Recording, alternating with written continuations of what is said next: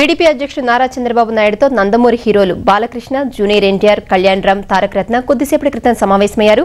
దీనికి సంబంధించి మరిన్ని వివరాలు మా ప్రతినిధి నారాయణ అడిగి తెలుసుకుందాం. నారాయణ, చంద్రబాబుతో నందమూరి హీరోల భేటీ వివరాలేంటి చెప్పండి. గత కొన్ని వారాలుగా నందమూరి హీరోలు చంద్రబాబు నాయుడుతో వరుసగా భేటీ అవుతూ వస్తున్నారు. ప్రతి ఆదివారం వాళ్ళు ఎక్కడో చోట సమావేశం అవుతూ పార్టీలో వాళ్ళు నందమూరి హీరోలు చేయాల్సిన కార్యక్రమాలపై చర్చిస్తూ వస్తున్నారు. అయితే ఇటీవల కాలంలో బాలకృష్ణ క్రియాశీలక రాజకీయాల్లోకి రాబోతున్నట్టుగా, అదేవిధంగా వచ్చే ఎన్నికల్లో పూర్తి స్థాయిలో ప్రచారం చేయబోతున్నట్టుగా ఆయన బహిరంగ ప్రకటన చేశారు.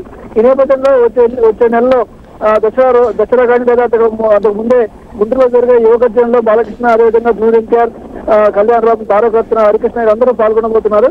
అయితే అంతకు ముందుగానే వీళ్ళు రాయలసీమ, అదేవిధంగా కోస్తా జిల్లాలో బాలకృష్ణ, జూనియర్ ఎన్టీఆర్ పర్యటనలు కొన్ని ఏర్పాటు చేయాలని చెప్పండి పార్టీ యొక్క ఉద్దేశం. ఆ దిశగానే ఇవాళ వాళ్ళ భేటీ ప్రాధాన్యత సంతరించుకుంది.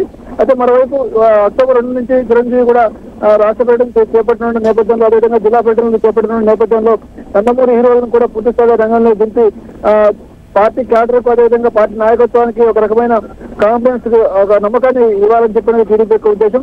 ఆ దిశగానే ఇవాళ చంద్రబాబు నాయుడు ఆ హీరోలతో భేటీ అయ్యారు.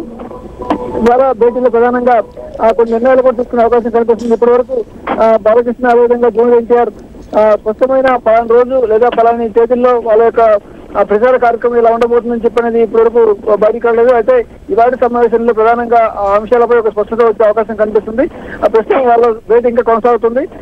చంద్రబాబు నాయుడు నందమూరి హీరోలకు తన నివాసంలో మధ్యాహ్నం విందు కూడా ఏర్పాటు చేశారు.